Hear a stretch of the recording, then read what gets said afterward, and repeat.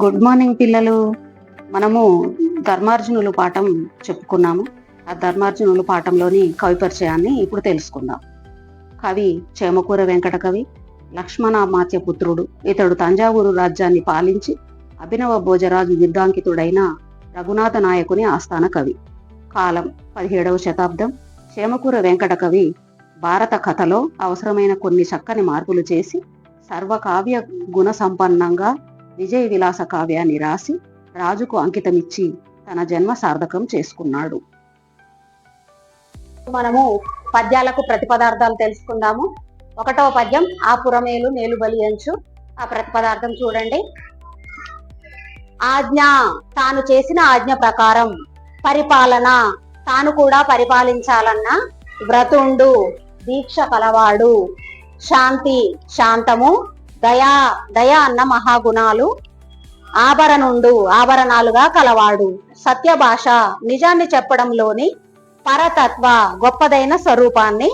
కోవిదుండు, బాగా తెలుసుకున్నవాడును. సాధుజన, మంచి వారలను. ఆదరణుండు, ఆదరించి పోషించేవాడు. దాన విద్య, దానం చేయడం అనే విద్యలో. పరతంత్ర, ఆసక్తి గల. మానసుండు, మనస్సు కలవాడును అయిన. ధర్మతనూజుడు, యమధర్మరాజు వరపుత్రుడైన ధర్మరాజు. ఉదగ్ర, మిక్కిలి తీక్షణమైన. తేజుడు ప్లస్ ఐ, తేజుడై, పరాక్రమం కలవాడై. ప్రజలు. మేలు బలి అంచున్, మేలు బలి అని అతడిని ప్రశంసిస్తూ మెచ్చుకుంటూ. జయ జయ ధ్వనులు. పెట్టుచుండన్, పెడుతుండగా. ఆపురం, ఆ ఇంద్రప్రస్థ పట్టణాన్ని. ఏలున్, పాలిస్తూ ఉండేవాడు. ధర్మరాజు ఆ ఇంద్రప్రస్థ నగరాన్ని పరిపాలిస్తున్నాడు. ఎలా పరిపాలిస్తున్నాడు అనేది ఆయన గుణగణాలను ఈ పద్యంలో చెప్పారు. 1వ పద్యం భావం. యమధర్మరాజు వరపుత్రుడైన ధర్మరాజు తాను ఇచ్చిన ఆజ్ఞల ప్రకారం తాను కూడా ప్రవర్తించాలన్న నియమం కలవాడు. శాంతము, దయ అనే మహాగుణములనే ఆభరణములుగా ధరించిన వాడు. నిజం చెప్పడంలోని రహస్యాన్ని బాగా తెలుసుకున్నవాడు. మంచివారిని ఆదరించి పోషించేవాడు. దానం చేయడం అనే విద్య యందు ఆసక్తి కలవాడు. అతడు మిక్కిలి తీక్షణమైన పరాక్రమం కలవాడై ప్రజారంజకుడుగా రాజ్యపాలన చేస్తుండేవాడు. అటువంటి ధర్మరాజు ప్రజలు మేలు బలి అని జయ జయ ధ్వనులు చేసేటట్లుగా ఇంద్రప్రస్థ పట్టణాన్ని పాలిస్తున్నాడు. 2వ పద్యానికి ప్రతిపదార్థం. కోపము అంటే కోపము. ఒకంత, కొంచెమైనా. లేదు, లేదు. బుధకోటికిన్, పండితుల సమూహానికి. కొంగు పసిండి, కొంగు ప్లస్ పసిండి, కొంగున మూటగట్టిన బంగారం వంటివాడు. సత్యమా, నిజాన్ని చెప్పడం అంటే. రూపము, దాని స్వరూపమే అతడు. తారతమ్యములు, మనుషులలోని వ్యత్యాసములు. ఎరుంగన్, తెలుసుకోవడంలో. స్వతంత్రుడు, స్వేచ్ఛ కలవాడు. నూతన ప్రియ, కొత్త వారి యందు ప్రేమను చూపించే.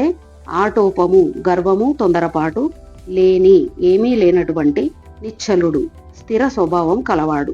ఇట్లు ఈ విధంగా కృతలక్షణుడై, ప్రసిద్ధమైన లక్షణాలు కలవాడై చలంగగా ప్రవర్తిస్తుండగా అల ధర్మనందనున్, యమధర్మరాజు వరపుత్రుడైన ఆ ధర్మరాజును. ద్వాపర లక్షణుండు, సందిగ్ధమైన లక్షణాలు కలవాడు. అనగవచ్చునోకో అని చెప్పవచ్చునా అంటే చెప్పకూడదని భావం. భావం, కోపం కొంచెం కూడా లేదు. పండితులకు కొంగున మూట కట్టిన బంగారం వంటివాడు. సత్యస్వరూపుడు, మనుషులలో వ్యత్యాసం తెలిసినవాడు. మంచి చెడ్డలను తాను ఆలోచించి నిర్ణయాలు తీసుకోగల స్వతంత్రుడు. కొత్త విషయాల పట్ల ఆడంబరాలు లేని స్థిర స్వభావం కలవాడు. ఈ విధంగా ప్రసిద్ధమైన మంచి లక్షణాలు కలవాడైన ఈ ధర్మరాజును ద్వాపర లక్షణుడు అంటే సందిగ్ధమైన లక్షణాలు కలవాడని అనవచ్చునా అంటే ద్వాపర లక్షణాలు కలవాడు అనవచ్చునా అంటే అనకూడదు. కృతయుగ లక్షణాలు కలవాడు అనాలి. అతని నుతింప శక్యమే అనే పద్యానికి ప్రతిపదార్థం. అతని, అర్జునుని. నుతింపన్, పొగడడానికి. శక్యమే, ఎవరికైనా సాధ్యమవుతుందా, శక్యమవుతుందా. సోయగమ్మునన్, అందములో. జయంతుని తమ్ముడు, సౌందర్యానికి ప్రసిద్ధి పొందిన ఇంద్రపుత్రుడు జయంతుని వంటివాడు. కృపారసమ్మునన్, దయారసములో. పతగ కులాధిప ధ్వజుని అంటే పతగ అంటే పక్షుల యొక్క కుల జాతికి అధిప ప్రభువైన గరుత్మంతుని యొక్క ధ్వజుని జెండా గల గరుడ ధ్వజుడైన విష్ణుమూర్తికి అంటే కృష్ణునికి సమానమైన వాడు. ప్రాణసకుండు ప్రాణ స్నేహితుడు. సమిత్ అంటే యుద్ధములందలి. జయమునన్ విజయాలలో.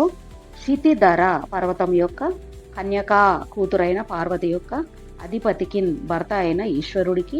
ప్రతిజోదు పోటీ ఎదిరించే వీరుడు అనగా సరి అయిన వీరుడు. చతురబ్ది పరీత మహీతలమునన్. చతురబ్ది 4 సముద్రముల చేత. పరీత చుట్టుకొనబడిన. మహీతలమునన్ భూమండలమందు. అతనికి ఆ అర్జునుడికి. అతడే సాటి సమానుడు. ఇతరులు ఎవ్వరూ కూడా అతనికి సాటి రారు అని అర్థం.